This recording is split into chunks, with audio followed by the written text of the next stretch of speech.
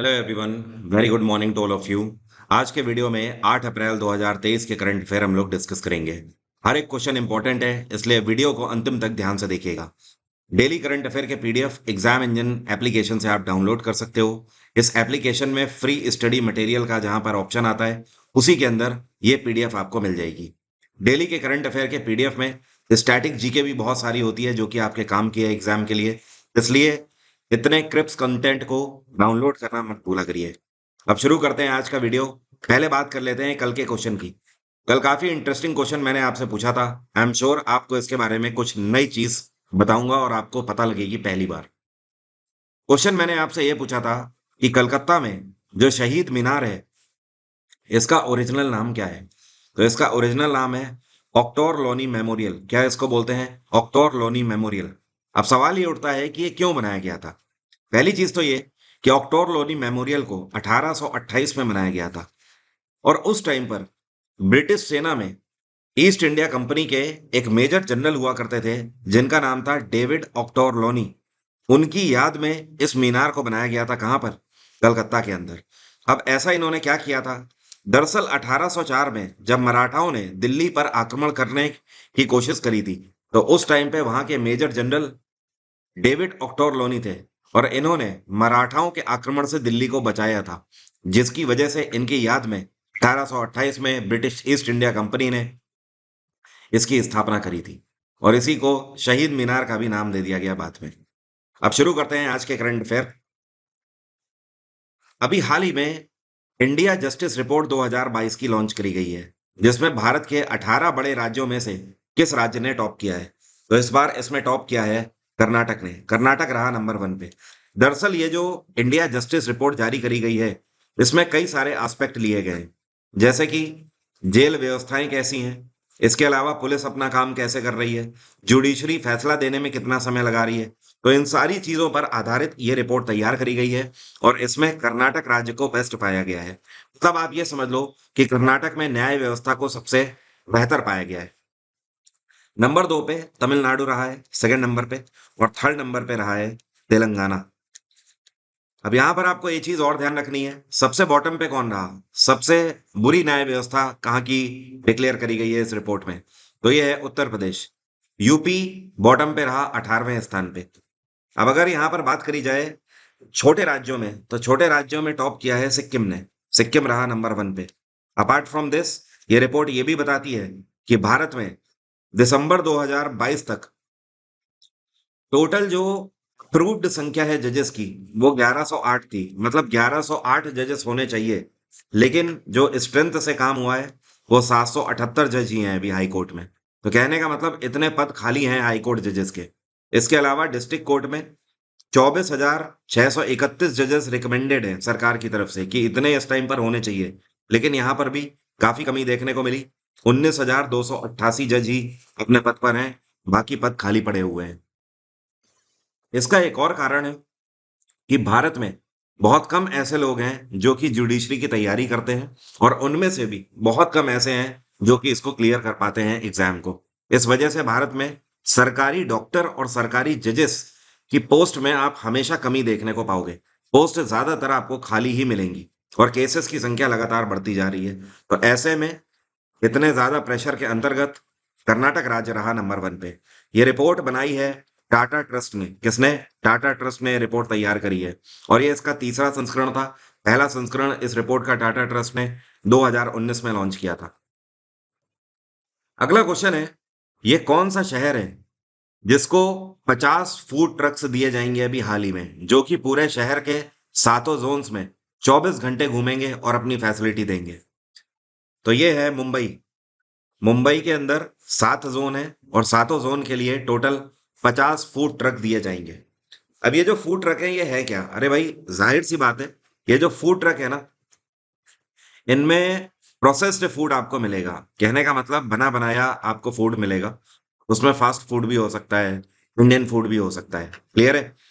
अब मुंबई के जो 7 जोन है, इनमें से 6 जोन को 7-7 ट्रक दिए जाएंगे, और जो 8वां जोन है, मतलब एक जोन, उसको 8 ट्रक दिए जाएंगे। तो 7 6 42, 42 ये हो गए, और 8 ट्रक ये हो गए। टोटल 50 ट्रक ये हो गए। दिल्ली में मनीष सिसोदिया के द्वारा कुछ टाइम पहले अनाउंस किया गया था कि दिल्ली भारत में पहली ऐसी जगह होगी जहां पर फूड ट्रक की व्यवस्था लॉन्च करी जाएगी। बट उससे पहले ही महाराष्ट्र सरकार ने इसको लॉन्च कर दिया है। इसके अंदर कुछ नियम भी बनाए गए हैं। नियम ये हैं, जैसे कि ये फूड ट्रक किसी भी रेस्टोरेंट से 200 मीटर की दूरी के अंतर नहीं खड़े होंगे। जैसे मान लो अगर कोई ये रेस्टोरेंट है, तो इससे 200 मीटर की रेडियस में कहीं पर भी ये फूड ट्रक नहीं खड़ा होगा। इससे क्या होगा, इस रेस्टोरेंट को जो बिजनेस मिल रहा है वो भी अफेक्टेड नहीं होगा। इसके अलावा प्रेफर्ड लोकेशन इसके लिए यूनिवर्सिटीज बताई जा रही है कि जितनी भी यूनिवर्सिटीज हैं वहां पर बच्चों को खाने पीने की व्यवस्था उपलब्ध रहे इसके तहत। इसके अलावा और जो प्रेफर्ड इसमें लोकेशंस बताई जा रही हैं, वो ऐसी जगह बताई जा रही हैं जहां पर कॉरपोरेट इंडस्ट्री है और प्रॉपर खाने की फैसिलिटी नहीं है, तो वो इसके लिए आइडियल कंडीशंस बताई जा रही हैं। साथ में एक और मानक बनाया गया है कि ये जो फूड ट्रक होंगे, ये कोई भी रॉ प्रोडक्ट नहीं बेचेंगे, जैसे कि कच्ची सब्जी हो गई या फल हो गए, इस तरीके से ये नहीं बेचेंगे। ये सिर्फ और सिर्फ खाने के पके हुए आइटम ही बेचेंगे जो कि कुक्ड होंगे। अगला क्वेश्चन है, which of the following IIT has organize the Y20 consultation meeting under G20? G20 के अंतर्गत Y20 कंसल्टेशन की मीटिंग अभी हाल ही में कौन से आईआईटी में आयोजित करी गई है? तो इस बार इसको आईआईटी कानपुर ने लीड किया है। आईआईटी कानपुर में ये जो मीटिंग है, ये अभी हाल ही में 6 अप्रैल के दिन आयोजित करी गई। इसमें पूरे भारत भर से टोटल अगर बात करें तो 1200 यूथ डेलीगेट ने हिस्सा लिया है। इन 1200 में कुछ फॉरेन के भी यूथ डेलीगेट थे। इसके अलावा Y20 की जो पहली मीटिंग है, ये 6 से लेकर 8 फरवरी तक आयोजित करी गई थी। ये कहां पर हुई थी पहली मीटिंग? ये गुवाहाटी में आयोजित करी गई थी। अगला क्वेश्चन है, अभी हाल ही में एक चावल की प्रजाति है जिसका नाम है नगरी दुबराज। क्या नाम है? नगरी दुबराज। तो ये एक चावल की प्रजाति है और इस चावल के लिए कौन से राज्य को जीआई टैग दिया गया है? तो ये चावल के लिए छत्तीसगढ़ को जीआई टैग दिया गया है। छत्तीसगढ़ में एक डिस्ट्रिक्ट है जिसका नाम है सिहावा। सिहावा डिस्ट्रिक्ट में प्राचीन काल से खेती करी जा रही है इस चावल की। दरअसल रामायण से भी जिक्र मिलता है हमें सिहावा डिस्ट्रिक्ट से इस नगरी दुबराज चावल का। दरअसल रामायण में सिहावा डिस्ट्रिक्ट का उल्लेख नहीं है, लेकिन दुबराज चावल का उल्लेख किया गया है। तो अभी हाल ही में अब छत्तीसगढ़ को इसके लिए जीआई टैग मिल गया है। और सिहावा डिस्ट्रिक्ट इसलिए भी फेमस है क्योंकि यहाँ से महानदी निकलती है। महानदी ये सिहावा डिस्ट्रिक्ट से निकलकर बे ऑफ बंगाल में जाकर गिरती है। छत्तीसगढ़ में इस टाइम पे सरकार किसकी है? भूपेश बघेल यहाँ के मुख्यमंत्री हैं। यहाँ पे गवर्नर है बिश्वभूषण हरिचंदन। छत्तीसगढ़ में फेस्टिवल कई सारे मनाए जाते हैं जो कि आपसे कई बार पूछा जाता है। जैसे कि यहाँ के इंपॉर्टेंट फेस्टिवल हैं बस्तर दशहरा या बस्तर मेला भी इसको बोलते हैं। एक माघी पूर्णिमा हो यहाँ पर मनाई जाती है। इसके अलावा यहाँ के जो फोक डांस हैं ये काफी इंपॉर्टेंट है। जैसे कि एक यहाँ का नाच है जिसको बोलते हैं पंडवानी नाच। यहाँ पर सैला नाच भी चलता है, कपालिक चलता है, कपालिक हो गया। एक कर्मा नाच यहाँ पर चलता है, एक पंथी नाच यहाँ पर चलता है। तो ये सारे यहाँ के फोक डांस है। नेक्स्ट क्वेश्चन है, दुनिया का ये कौन सा शहर है जिसकी सड़कों पर ई स्कूटर्स बैन कर दिए गए हैं? तो ये है फ्रांस की कैपिटल पेरिस। पेरिस के मेयर के द्वारा अभी हाल ही में वहां के लोगों की रिकमेंडेशन के आधार पर पेरिस की सड़कों में ई स्कूटर जो कि रेंट पर मिलते हैं उनको पूरे तरीके से बैन कर दिया गया है। इसका कारण क्या है? वहां के लोगों का कहना है कि ये फुटपाथ में चीजों को अव्यवस्थित करते हैं। इसकी वजह से काफी टेंशन रहती है लोगों को, व्यवस्था सुचारू रूप से नहीं चल पाती है और ये सुरक्षा संबंधी चिंताओं को भी बढ़ा देता है। तो लोग स्कूटर्स लेकर ये काफी कर्तव्य करते हुए भी दिखाई देते हैं वहां पर रोडों में, जिसकी वजह से लोगों का काफी पहले से रिकमेंडेशन था कि इनको बंद किया जाए। उसके बाद यहाँ पर वोटिंग कराई गई और टोटल 1,03,000 वोट करीब पड़े और इनमें से अगर बात करें तो 89% लोगों का कहना था कि इन स्कूटर को बैन कर दिया जाए। तो यहाँ के जो मेयर हैं इनका नाम है एनी हिडाल्गो। क्या नाम है? Anne Hidalgo. इन्होंने फाइनली प्रस्ताव पारित कर दिया है कि अब पेरिस में रेंटेड ई स्कूटर्स नहीं चलेंगे। फ्रांस में राष्ट्रपति हैं इमैनुअल मैक्रोन। ध्यान रखिएगा, फ्रांस के राष्ट्रपति इमैनुअल मैक्रोन ने भारत के प्रधानमंत्री नरेंद्र मोदी को फ्रांस की जो सालाना परेड होती है उसमें आमंत्रित किया है जुलाई के महीने में। तो जुलाई के महीने में प्रधानमंत्री नरेंद्र मोदी फ्रांस जाएंगे उस परेड को अटेंड करने। अगला क्वेश्चन है, ये कौन सा बैंक है जिसके द्वारा अभी हाल ही में सैलरी अकाउंट होल्डर्स के लिए प्रीमियम पेरोल पैकेज लॉन्च किया गया है? तो ये है कैनरा बैंक। कैनरा बैंक का कहना है कि अगर आपका सैलरी अकाउंट है तो आप हमारे साथ ये अकाउंट खोलिए और इसके बेसिस पर आपके अकाउंट पर हम एक्स्ट्रा प्रीमियम फैसिलिटीज देंगे, जैसे कि ओवरड्राफ्ट की फैसिलिटी देंगे। इसके अलावा टर्म लाइफ इंश्योरेंस हम आपको देंगे। इनका कहना है हम आपको एयर एक्सीडेंट इंश्योरेंस भी देंगे। और इतना ही नहीं, कैनरा बैंक की तरफ से जो प्रीमियम कार्ड फैसिलिटी होगी वो भी आपको अवेल कराई जाएगी। तो ये सारी चीजें कैनरा बैंक दे रहे हैं किसको? सैलरी अकाउंट होल्डर्स को। सैलरी अकाउंट होल्डर्स उनको बोला जाता है, जैसे मान लीजिए आप किसी प्राइवेट कंपनी में काम करने जाते हो, ठीक है? तो वो प्राइवेट कंपनी ये डिसाइड करती है कि आपका अकाउंट कौन से बैंक में होना चाहिए। वो अपने एम्प्लॉयज का अकाउंट खुलवाते ही है उसी पर्टिकुलर बैंक में, क्योंकि इन प्राइवेट कंपनी से बैंक का टाई अप होता है। तो मान लीजिए कि आप गए किसी कंपनी में, मान लीजिए आप विप्रो में गए, तो विप्रो अगर अपने एम्प्लॉयज का अकाउंट कैनरा बैंक में खुला रही है, तो अगर तो ऑब्वियस सी बात है आप उसमें से एक हो गए, तो आपको ये सारी फैसिलिटी मिल जाएंगी। ऐसा नहीं है कि सिर्फ कैनरा बैंक ऐसा पैकेज दे रहा है, इसके अलावा और भी कई सारे बैंक हैं जो कि बल्क में, क्योंकि उनको इतने कस्टमर मिलते हैं तो वो कुछ ना कुछ पैकेज देते ही हैं। फिलहाल इसके लिए ध्यान रखिएगा, पेरोल पैकेज कैनरा बैंक ने लॉन्च किया है। कैनरा बैंक काफी पुराना बैंक है, 1906 में इसकी स्थापना करी गई थी। इसका हेडक्वार्टर है बैंगलोर। और इस टाइम पे सीईओ कौन है? ये है के सत्यनारायण राजू, इसके सीईओ है। अगला क्वेश्चन है, एशियन डेवलपमेंट बैंक ने साल 2024 के लिए भारत का जीडीपी ग्रोथ जो है इसको 7.2% से घटाकर कितना प्रिडिक्ट किया है? तो पहले एडीबी ने कहा था कि ये 2024 में 7.2% की ग्रोथ रहेगी भारत के बाजार में, लेकिन अब इनका कहना है कि यह 6.4% रहेगी। और 2025 के लिए इन्होंने कितना बोला है? 2025 के लिए 6.7% का प्रिडिक्शन दिया है। एडीबी की स्थापना 1966 में करी गई थी। इसका हेडक्वार्टर है मनीला। और एडीबी के प्रेसिडेंट कौन है? ये है मसात्सुगु आसाकावा। मसात्सुगु आसाकावा। इसके वाइस प्रेसिडेंट हैं अशोक लवासा। अशोक लवासा पहले भारत के इलेक्शन कमिश्नर भी रह चुके हैं। अगला क्वेश्चन है, अभी हाल ही में आरबीआई के द्वारा मॉनेटरी पॉलिसी कमेटी मीटिंग अप्रैल के महीने में लॉन्च करी गई थी। इस मीटिंग के बाद रेपो रेट पर क्या असर पड़ा? तो रेपो रेट पर कोई असर नहीं पड़ा है। पहले भी 6.5% था और इस बार मीटिंग में कोई भी चेंजेस नहीं किए गए हैं। 6.5% ही है अभी भी। रिजर्व बैंक ऑफ इंडिया की स्थापना 1935 में करी गई थी। और इसकी स्थापना जो करी गई थी जिस टाइम पे, तो इसके पहले गवर्नर कौन थे? ये थे ऑसबॉर्न स्मिथ। क्या नाम है? ऑसबॉर्न स्मिथ, ये इसके पहले गवर्नर थे। और अगर बात करी जाए पहले इंडियन गवर्नर कौन है आरबीआई के, तो ये है सीडी देशमुख। सीडी देशमुख। इस टाइम पे आरबीआई के गवर्नर हैं शक्तिकांत दास।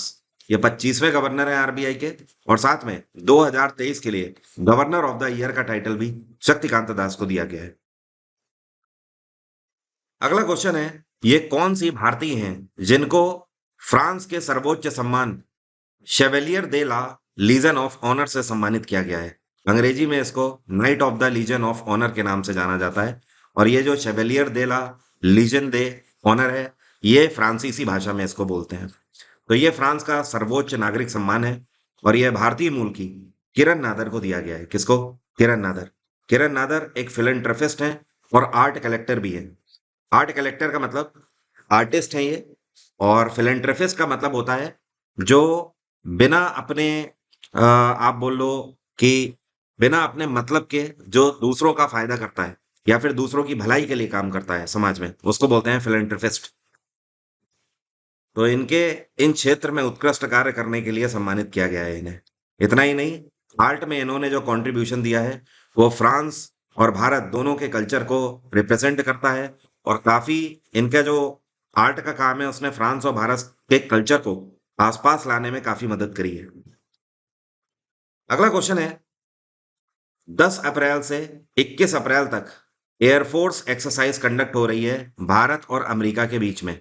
और इसका नाम है कोप इंडिया एक्सरसाइज। ये कौन से राज्य में आयोजित करी जा रही है? तो कोप इंडिया एक्सरसाइज भारत और अमेरिका की एयरफोर्स 10 अप्रैल से शुरू करने जा रहे हैं पश्चिम बंगाल के अंदर। और पश्चिम बंगाल में कौन सा एयरबेस? तो इसको बोलते हैं कलाई कुंडा एयरबेस। कलाई, कुंडा एयरबेस, जहां पर यह एक्सरसाइज आयोजित करी जाएगी। इसमें एक और नई चीज है, भारत और अमेरिकी एयरफोर्स तो एक्सरसाइज करेंगे, लेकिन इसमें जापान भी हिस्सा ले रहा है। लेकिन जापान सिर्फ ऑब्जर्वर एज अ हिस्सा ले रहा है, मतलब जापान की जो एयरफोर्स है वो सिर्फ बैठकर इस एक्सरसाइज को देखेंगे और ऑब्जर्व करेंगे और डिटेल्स वगैरह नोट करेंगे। इसके अलावा अगर टाइप की बात करें तो ये एक्सरसाइज कॉम्बैट एक्सरसाइज होगी। अगला क्वेश्चन है, अभी हाल ही में नेशनल एंटी डोपिंग एजेंसी की तरफ से अगले 4 साल के लिए किसको बैन कर दिया गया है? तो ये है वेट लिफ्टर, और इनका नाम क्या है? इनका नाम है संजीता चानू। संजीता चानू कोई छोटी खिलाड़ी नहीं है, इन्होंने बहुत बार गोल्ड जीता है भारत के लिए। अभी हाल ही में अगर आपको बताएं तो 2018 में इन्होंने कॉमनवेल्थ गेम्स में 53 केजी वेट कैटेगरी में भारत के लिए गोल्ड जीता था। 2014 में भी ये कॉमनवेल्थ गेम्स में 48 केजी वेट कैटेगरी में गोल्ड जीत चुकी हैं भारत के लिए। इसके अलावा ये एशियन चैंपियनशिप में ब्रोंज जीत चुकी हैं भारत के लिए 2011 में 48 केजी वेट कैटेगरी में। इसके अलावा कॉमनवेल्थ चैंपियनशिप की बात करें तो वहां पर भी ये 3 बार गोल्ड जीत चुकी हैं भारत के लिए। तो इतना बड़ा करियर जो कि गोल्ड से भरा हुआ है। तो अभी हाल ही में डोप टेस्ट को ये फेल कर गई है, उसमें पॉजिटिव पाई गई हैं। दरअसल वर्ल्ड एंटी डोपिंग एजेंसी के द्वारा कुछ ऐसे ड्रग्स हैं जिनको लिस्ट किया गया है, और अगर वो ड्रग लेते हुए कोई भी खिलाड़ी पाया जाता है तो उसको बैन कर दिया जाएगा। तो उसमें से एक एस्ट्रॉइड है जिसका नाम है एनाबोलिक एस्ट्रॉइड। एनाबोलिक एस्ट्रॉइड, और इसका प्रॉपर नेम है जिसको बोलते हैं ड्रोस्टेनोलोन मेटाबोलिक। यहां पर मैं लिख देता हूं, ड्रोस्टेनोलोन मेटाबोलिक। तो इन्होंने इसी को कंज्यूम किया था और जिसकी वजह से यह पॉजिटिव आई गई, और अब अगले 4 साल के लिए यह बैन है। नेशनल एंटी डोपिंग एजेंसी की अगर बात करें तो इसकी स्थापना 2005 में करी गई थी, नाडा की, और हेडक्वार्टर इसका क्या है? नई दिल्ली। नाडा के ब्रांड एम्बेसडर कौन है? सुनील शेट्टी इसके ब्रांड एम्बेसडर है। अगला क्वेश्चन है, इंटरनेशनल डे ऑफ कंसाइंस 5 अप्रैल को अभी हाल ही में मनाया गया। इस बार की इसकी थीम क्या थी? तो इस बार की थीम थी building a culture of peace, और इस दिवस को यूनाइटेड नेशन जनरल असेंबली के द्वारा 2019 में पहली बार मनाया गया था, मतलब अभी नया है बिल्कुल ये दिवस इसलिए मनाया जाता है कि अंतरात्मा को पहचानने के लिए, कंसाइंस का मतलब अंतरात्मा या विवेक आप जिसे बोल सकते हो, तो लोग अपनी अंतरात्मा की सुने तो वो ज्यादा खुश रहेंगे और बेहतर रह पाएंगे। अब मेरा आज का सवाल आपसे है, आप में से कितने लोग बता सकते हैं प्रार्थना समाज की स्थापना किसके द्वारा करी गई है? कमेंट बॉक्स में जल्दी से लिखकर बताइए मुझे। एग्जाम इंजन एप्लीकेशन पे आज भी ऑफर चल रहा है 20% का, सारे बैच में नहीं चल रहा है। जिन बैचेस की मैं बात कर रहा हूँ, एक तो एमटीएस का है जो 30 डे एमसीक्यू बैच है, आज से शुरू हो रहा है, इस पर चल रहा है। साथ में वीओडी बैच मैथ्स का है पूरा, इस पर चल रहा है। रीजनिंग का पूरा रिकॉर्डेड बैच है, इस पर भी ऑफर है। इंग्लिश का रिकॉर्डेड है, इस पर भी है। और जो मेरा लाइव बैच 12 तारीख से शुरू हो रहा है, ये लाइव प्लस रिकॉर्डेड बैच है, इस पर भी सीधे 20% का ऑफर है। ये ऑफर आज रात 12 बजे तक और चलेगा, उसके बाद ये खत्म हो जाएगा। बाकी एमटीएस वाले अगर अभी भी सो के नहीं जागे हैं तो आपके पास स्टिल मौका है, आप कंप्लीट बैच भी ले सकते हो और एग्जाम इंजन से सिर्फ जीएसजी के भी ले सकते हो। एमटीएस के स्टूडेंट्स का सिलेक्शन इस बार बहुत ज्यादा रेशियो रहने वाला है, स्पेशली मेरे बैच से, क्योंकि बहुत अच्छा बैच गया है, सारे स्टूडेंट्स खुश भी हैं, और इतना ज्यादा और सटीक कंटेंट उन्हें दिया है मैंने कि वो हर तरीके से इस बार स्कोर करेंगे ही करेंगे। तो चलिए आज की बात यहीं तक, कल मिलते हैं सेम टाइम पे। Thank you so much, have a nice day, take care, bye bye, आपका दिन मंगलमय हो।